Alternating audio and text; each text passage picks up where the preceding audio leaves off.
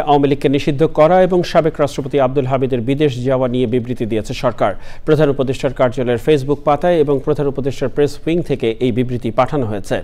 বিবৃতিতে বলা হয়েছে, সম্প্রতি বিভিন্ন রাজনৈতিক দল, সংগঠন ও জনগণের পক্ষ থেকে স্বৈরশাসন ও সন্ত্রাসী কার্যক্রমের অভিযোগে আওয়ামী লীগ নিষিদ্ধ করার যে দাবি উঠেছে তা সরকার গুরুত্বের সাথে বিবেচনা করছে।